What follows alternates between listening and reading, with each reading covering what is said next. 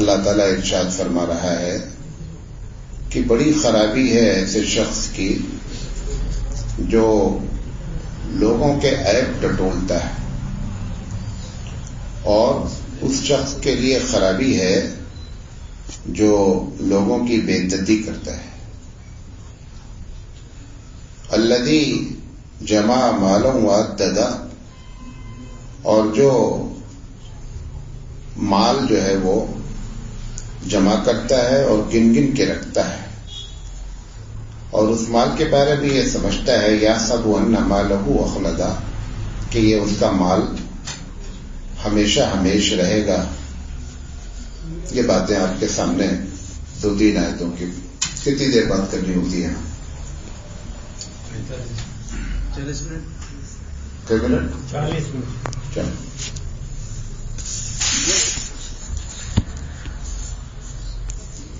دیکھیں قرآن کریم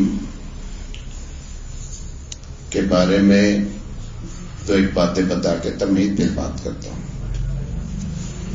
اللہ کے رسول صلی اللہ علیہ وسلم نے مسلمانوں کی جو اصلاح کی اس کا 2 ہی طریقہ تھا۔ ایک طریقہ تھا کہ روزانہ خاص کر فجر کے بعد آپ صلی اللہ علیہ وسلم باتیں کرتے تھے، کبھی کوئی مسئلہ پوچھ لیا، کبھی کوئی قرآن کی آیت ہو گئی، اور دوسرا طریقہ یہ تھا کہ اللہ کے رسول جمعہ جو ہے، جمعہ کا جو خطبہ ہوتا تھا، جو تقریر ہوتی تھی، وہ کرنٹ ٹاپک پر بات کرتے تھے۔ اب اس میں سے امت نے یہ کیا، جو ایک پرابلم آپ دیکھ رہے ہیں کہ جمعہ 70% ایسے لوگ باتیں کر رہے ہیں جن کا سماج سے کوئی خاص اس ٹاپک سے تعلق ہی نہیں ہے، اور 99% مساجد سے قرآن کریم کو کیا کر دیا گیا؟ دور کر دیا گیا۔ اب آپ کھانا کھاتے ہیں ہفتے میں 21 مرتبہ، کتنے مرتبہ؟ 21 مرتبہ۔ نماز پڑھتے ہیں 35 مرتبہ، اور قرآن کی تفسیر کرتے ہیں 1 مرتبہ۔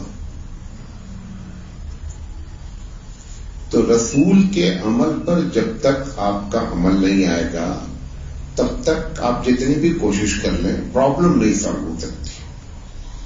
اللہ نے رسول کے طریقے میں برکت بھی رکھی ہے، پرابلم کا حل بھی رکھا ہے، اور سکون بھی رکھا ہے۔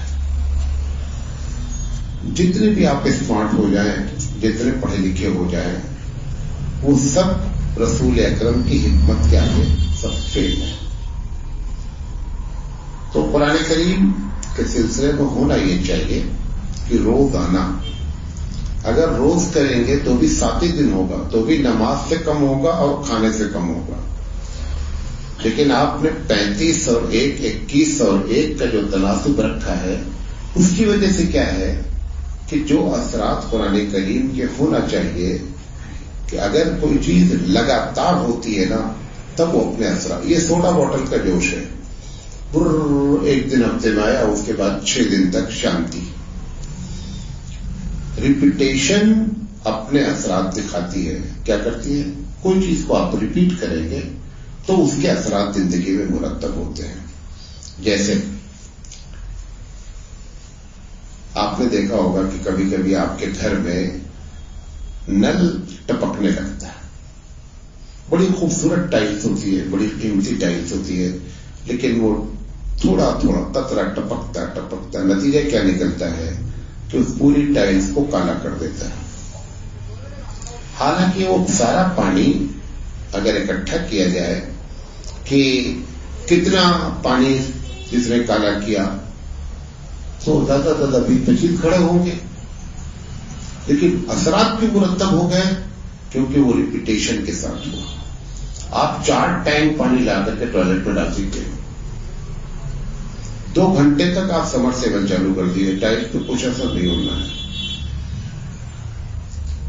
قرآن کریم میں جو باتیں اثرات کرتی ہے، جیسے خاص کر آخرت کا ذکر ہے، تو اللہ تعالیٰ ایک مرتبہ اگر کہہ دیتا کہ آخرت ہے تو بھی ہم یقین کر لیتے. 33% آیت میں ایک ہی ٹاپک پر بات ہوتی ہے. آخرت ہے، آخرت ہے، آخرت ایسی ہوگی، جہنم ایسی ہوگی، جنت ایسی. وجہ کیا ہے؟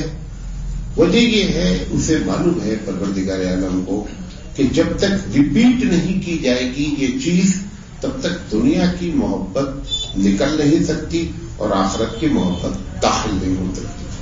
اب آپ نے کیا کیا؟ خود بھی پڑھنا نہیں ہے قرآن کریم، مسجد میں سے آؤٹ کر رکھا ہے قرآن کریم، تو کیسے آخرت والے بنیں گے؟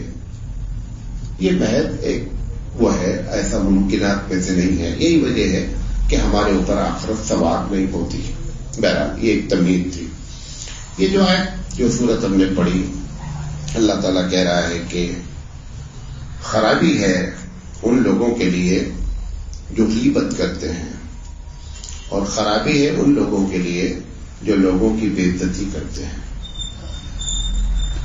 کرنے کی وجہ اگر دیکھا جائے، یہ جو اپنے آپ کو اسمارٹ لوگ بننے ہوشیار، اس کی وجہ یہ ہے کہ پیسہ والے لوگ زیادہ کرتے ہیں. بے عزت کوئی کس کس کو سمجھتا ہے؟ فٹ پاتھ پہ رہنے والا تھوڑا ہو تو بیچارہ جو بھی گزرتا ہے اس کو بھی سلام مارتا ہے، اس کو کبھی وہ بے عزتی نہیں کرتا. بے عزتی کراتا کون ہے؟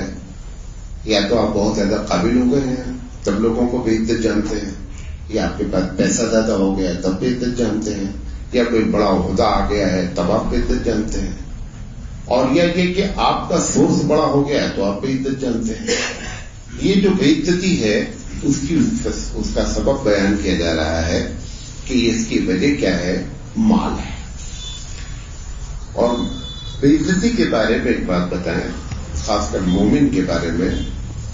ایک مرتبہ اللہ کے رسول صلی اللہ علیہ وسلم نے خانہ کعبہ کے پاس کھڑے ہو کر کے کہا، بیت اللہ سے ایڈریس کیا کہ تو بڑا ریسپیکٹیبل ہے، بڑی تیری شان ہے، لیکن میں تجھے یہ بتانا چاہتا ہوں کہ مومن کی شان تجھ سے زیادہ ہے. اب اگر آپ اس مومن کی بے عزتی کریں جس کی شان بیت اللہ سے زیادہ ہے تو کیا رزلٹ نکلنا ہے؟ یہ جو ہم اپنی زندگی میں کسی کی عزت اچھال دیتے ہیں، کسی اور ایک کیا ہوتا ہے کہ انجانے میں ہو پلاننگ کرتے ہیں، ایک آدمی کے خلاف پلاننگ کرتے ہیں کہ آفس میں ہوتے ہیں تو آفس کے ساتھ پلاننگ کرتے ہیں، محلے میں ہوتے ہیں تو محلے والے کے ساتھ. مومن کی عزت سے کبھی نہیں کھیلنا چاہیے. مومن کی ویلو اللہ کی نگاہ میں کتنی ہے؟ صحیح حدیث ہے سیادتہ کی کہ اگر ایک مومن اس دھرتی پر موجود رہے گا ایک، تو قیامت کو ڈیلے کیا جائے گا کہ قیامت ابھی نہیں آنی چاہیے، کیونکہ ایک بندہ ایسا ہے جو مجھ پر بلیو کرتا ہے. آپ ویلو دیکھیے، مومن کی ویلو اللہ کی نگاہ میں. دوسری دلیل دے رہا ہوں، قرآن مجید کہتا ہے کہ دنیا میں اگر کوئی عزت والا ہے تو وہ عزت والا ہے جس نے دنیا بنائی ہے. فَلِلَّهِ الْعِزَّةُ، عزت کس کے لیے ہے؟ اللہ کے لیے. دوسرے نمبر پہ کہہ رہا ہے ولی رسولہ، اس کے رسول کے لیے ہے. تیسری بات کہہ رہا ہے کہ ولی المؤمنین، اور مومن عزت کے لیے فل اسٹاپ، اس کے آگے کسی کی عزت کا ذکر نہیں ہے. اس مومن کی بے عزتی والے کی یہاں پر کہا جا رہا ہے کہ خرابی ہے اس کی جو لوگوں کی عزتیں اچھالتا ہے.